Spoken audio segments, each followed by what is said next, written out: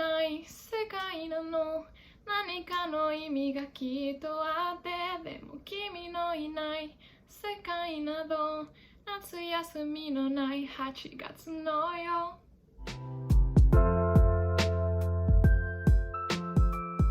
Hola, yo soy Majo, bienvenidos a mi segundo video en el cual les platicaré sobre mi primera vez en Japón, qué pasó durante esos 6 meses y si se quedan al final sabrán por qué regresé a México hablando portugués aparte de japonés.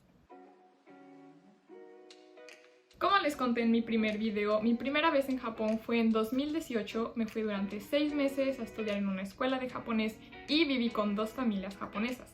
Nuestra primer parada en esta historia es mi primer familia japonesa. Esta primer familia era una familia bastante común, era la mamá, el papá y un hijo, creo que tenía como 12 años, más o menos. Ellos vivían bastante cerca de esta escuela de japonés, entonces yo podía irme caminando, básicamente.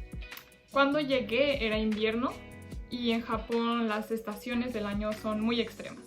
Si es invierno hace bastante frío, si es verano hace mucho calor. Entonces para mí estaba perfecto que fuera invierno porque caminaba hacia la escuela feliz con la nieve. Yo nunca había visto la nieve. Como estuve 3 meses con esa familia fue básicamente enero, febrero, marzo. En marzo comenzó la primavera en Japón, entonces también me tocó un escenario súper lindo y un muy buen clima para caminar. Realmente no pude convivir mucho con el papá de esta familia porque él trabajaba todos los días y normalmente regresaba a la hora de cenar en la noche. Entonces a la hora de la cena convivíamos, pero después de eso él se subía y a descansar porque estaba muy cansado. El niño de 12 años yo creo que estaba en una etapa de adolescente, como todos la pasamos, y fue muy difícil comunicarme con él. No sé si él tenía pena, no sé si no le caía bien. Al inicio me sentí mal, pero bueno, él tal vez era simplemente una persona introvertida. No estoy diciendo que fuera grosero conmigo. Cuando tenía que hablar conmigo, él era muy amable. Incluso me llevaba a veces dulces, snacks a mi cuarto, pero siempre muy callado. Nunca tuvimos una gran conversación. La persona con la que creé una mejor relación en esta familia fue con la mamá. Ella es una profesora de yoga, entonces como que hicimos clic instantáneamente, teníamos muchos intereses en común, le gustaba el yoga, le gustaba cocinar, le gustaban los idiomas, pues sí, me llevé muy bien con ella. De hecho, todos los sábados ella daba clase de yoga, en un templo había un salón muy bonito que ella rentaba para dar la clase, entonces ella me convidaba a tomar la clase gratis y después de eso había una ceremonia del té a la que te podías quedar si querías. Obviamente yo me quedaba con ella. En esta ceremonia del té hacíamos un círculo, como que hablábamos de cómo nos sentíamos últimamente, si queríamos compartir cualquier cosa. Y luego llegaba el té matcha y un dulce aparte para comer junto con el té. Me enseñaron todo el proceso, no es nada más tomar y comer como quieras. Hay un proceso, primero tienes que agarrar tu taza de té, tienes que darle unas 2 vueltas porque el vasito tiene un dibujo. Y primero cuando te lo dan, el dibujo está viendo hacia ti. Pero por humildad y por respeto a los otros, tú lo giras para que el dibujo quede viendo hacia los otros. Te tomas el té en unos 2 o 3 tragos, es poquito, y cuando acabas te comes el dulce, lentamente. Nos decían mucho como piensen, o sea, conéctense con el momento, con lo que están haciendo ahora, o sea, tenías que enfocarte simplemente en lo que estabas haciendo, en comer el dulce, en sentir el olor, el sabor, la textura, todo. Era muy interesante y muy rico. Como les dije, otro de nuestros hobbies en común era cocinar. Entonces ella me convidaba cuando iba a hacer algo de cenar, me llamaba y yo iba a la cocina con ella y cocinábamos. Me enseñó a hacer gyoza, me enseñó a hacer tempura, incluso yo también enseñaba cosas, le enseñé a cómo comer el aguacate. Porque para los japoneses como que es algo medio nuevo. Conocen el guacamole, por ejemplo, y así, pero cuando le dije, pues yo pongo aguacate en un pan, le pongo sal y pimienta, me dijo, wow, ¿lo podemos comer así? Y así de, sí, es delicioso. Entonces era un intercambio muy divertido. Incluso también una vez hicimos tortillas. Quedaron más o menos, pero lo intentamos. Y pues salimos varias veces a hacer cosas juntos. Salíamos a comer sushi. Una vez fuimos a escalar una montaña con otros amigos. Entonces, la verdad disfruté mucho esos 3 meses con esta familia. Y hemos llegado a nuestra segunda parada, la escuela de japonés. Como les dije en el otro video, yo ya había estudiado japonés antes de venir a Japón. Desde que tenía 14, 15 años empecé a estudiar por mi cuenta. En México nunca tomé clases con nadie. Entonces cuando llegué a esta escuela yo ya tenía un nivel básico. Un nivel que me dejó al menos comunicarme un poco con la familia cuando llegué, presentarme, pedir cosas, algo muy simple. Cuando entré a la escuela me hicieron un examen de colocación y me pusieron en el nivel 2. Al menos me salté el nivel 1 porque pues había las escrituras básicas, el hiragana, el katakana, vocabulario. Entonces empecé en el nivel 2. Durante ese tiempo conocí a un mexicano que también estaba estudiando ahí, pero él ya llevaba mucho más tiempo. Y le pedí todos sus apuntes y ejercicios del nivel 3. Porque me contaron que había una cosa llamada skip test, en el cual si lo tomas y lo pasas, puedes saltarte un nivel. Entonces le pedí sus papeles del nivel 3 y en mis tardes, en cuanto estudiaba el nivel 2, en mis tardes yo estudiaba lo del nivel 3. Hice esto porque quería aprovechar al máximo mi tiempo ahí y creo que me había sentido un poco decepcionada de que me habían puesto en el nivel 2. Yo tenía la expectativa de entrar en el 3 al menos, pero como que me dio un golpe en ese momento de wow, no estás tan avanzada, hay bastante que hacer. Hice el skip test, lo pasé, entonces cuando acabé el nivel 2 me salté al nivel 4. La escuela Yamasa está en una ciudad llamada Okazaki, en el estado de Aichi. El estado de Aichi es en el que estoy ahorita también. Esta escuela tiene diferentes cursos. Recuerdo que tienen uno de 2 semanas en el que únicamente practicas conversación. Por ejemplo, el que yo tomé es el curso intensivo en el que estudias todo. Listening, conversación, escritura, lectura. Y cada nivel duraba 3 meses. Pero hay diferentes dependiendo de cuánto tiempo quieres estar, dependiendo de qué realmente quieres estudiar, en qué te quieres enfocar. Hay muchas opciones. En esta escuela, aparte de las clases normales, había otro tipo de actividades como actividades culturales dentro de la escuela en las que podíamos cocinar cosas japonesas o podíamos aprender la escritura tradicional con pincel, por ejemplo. Incluso había viajes a los que te podías inscribir, obviamente pagando aparte, y viajar. Yo fui al tour de esquí, fui a esquiar una vez y luego fui a otros viajes como a festivales y templos y lugares más culturales. Otra cosa que me gustó mucho es que en esta escuela había gente de todas partes del mundo. Obviamente predominaban los asiáticos, había muchas personas de Taiwán, de Corea, de China, de Tailandia, de República Dominicana. Tuve un amigo de ahí, entonces hablábamos en español. Había varios estudiantes de Brasil, de Estados Unidos y de muchos otros lugares. Pero en general, esta escuela me ayudó mucho a mejorar mi japonés. Pero estoy 100% segura que mi mejora no fue únicamente por la escuela, sino también por el hecho de que haya vivido con las familias japonesas. Yo, honestamente, podía ver la diferencia entre las personas que estaban viviendo en los dormitorios y las personas como yo que estaban viviendo con familias japonesas. Especialmente a la hora de hablar, la pronunciación, la fluidez, la confianza.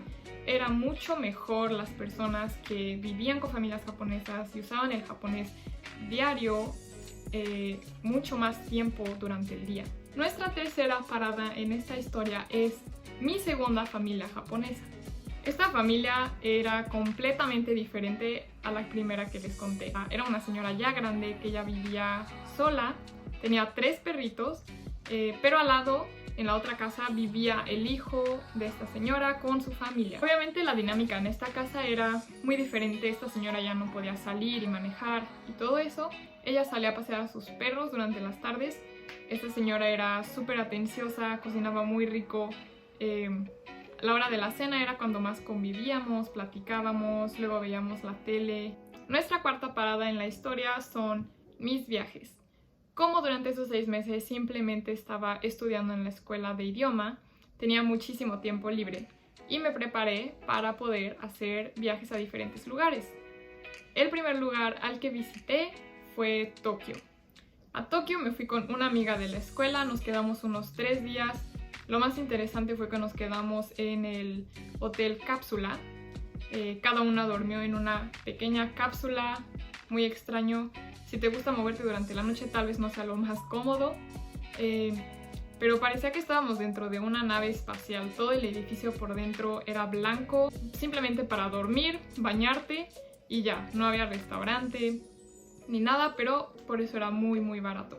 Fuimos a Shibuya y vi la estatua de Hachiko, el perrito, y vi muchos animales random. Creo que a las personas aquí les gusta tener animales exóticos y salir a la calle para mostrárselos a los otros y que vengan a tomarse fotos. Tokio es una ciudad enorme con 1000 cosas para hacer, pero necesitas tener dinero. Otro lugar el que visité durante ese tiempo fue Osaka. Osaka tiene este spot que es muy conocido, donde todo el mundo se toma fotos. La comida más popular de Osaka es el okonomiyaki. Creo que le llaman la pizza japonesa. Parece un hot cake como de huevo, lleva tocino, verduras y le ponen una salsa especial que es la salsa de okonomiyaki. También visitamos el castillo de Osaka, puedes entrar y hacer un tour. Tiene 8 pisos, es bastante cansado recorrerlo, pero es muy interesante. También tuve la oportunidad de visitar Kioto. Kioto es una ciudad conocida por ser muy cultural, tradicional. Entonces obviamente tenía que ir y probarme el kimono. Fui a una tienda en la que puedes escoger tu kimono, ellos te lo ponen profesionalmente, te arreglan y tienes sus opciones, tomarte fotos dentro de la tienda y ya, o también lo puedes rentar para usarlo durante el día y caminar afuera y todo.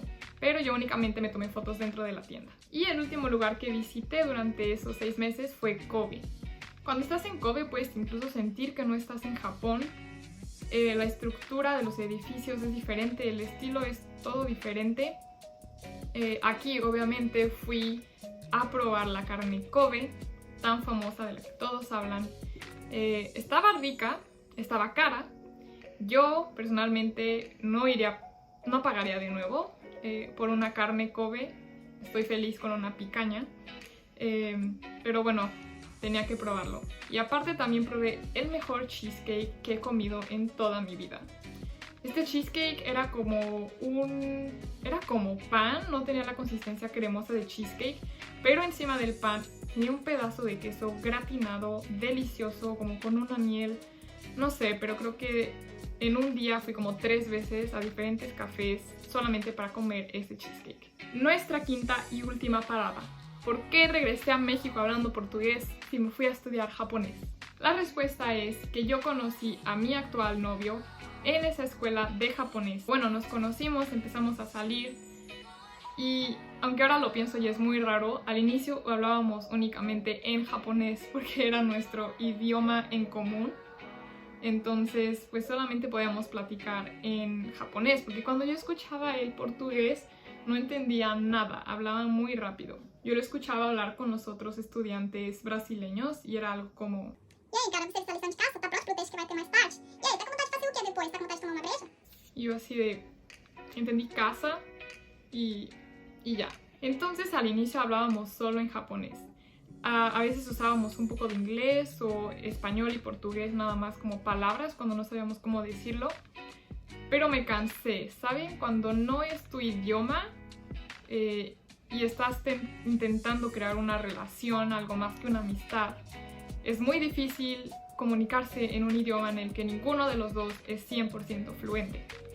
Y pensé, español es mucho más cercano al portugués que el japonés, entonces, ¿por qué no lo puedo aprender? Básicamente le dije, háblame solo en portugués, un poco lento, no a la velocidad normal, y yo voy a intentar entender. Yo me descargué una aplicación, empecé a estudiar un poco de vocabulario, pero en realidad no hice nada más aparte de eso, simplemente escuchando y yo poco a poco hablando medio español con un poco de portugués, metiendo palabras, lo que iba aprendiendo.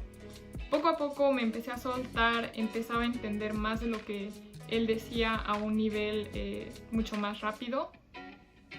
Y cuando menos me di cuenta, estaba hablando en portugués. Otra cosa que me ayudó bastante era que cuando veíamos la televisión o series o cualquier cosa, lo poníamos en portugués y yo leía los subtítulos, porque leerlo es muchísimo más fácil. Cualquiera puede entender lo que está escrito en portugués. Pero leer y escuchar al mismo tiempo me ayudou muitíssimo. E é assim que eu aprendi a falar português nesses 6 meses, enquanto eu também estava estudando japonês. Agora, quando eu me apresento para uma pessoa brasileira, eles acham que eu sou brasileira. Eles só vão perceber um pouco depois, quando eles escutam meu sotaque, que é diferente, não é 100% de brasileiro, mas eles falam, nossa, você fala bastante bem português, você fala melhor que alguns brasileiros. Então, eu tô feliz. Y este fue el resumen de mi primera vez en Japón. Quería platicarles esto en uno de los primeros videos porque creo que es importante que todos sepan qué hay detrás de todo lo que está pasando ahorita, que sepan el background de todo lo que les voy a contar en los próximos videos. Entonces espero que lo hayan disfrutado. Muchas gracias por ver. Por favor, déjenme su like. Si no se han suscrito, suscríbanse y nos vemos en el próximo video.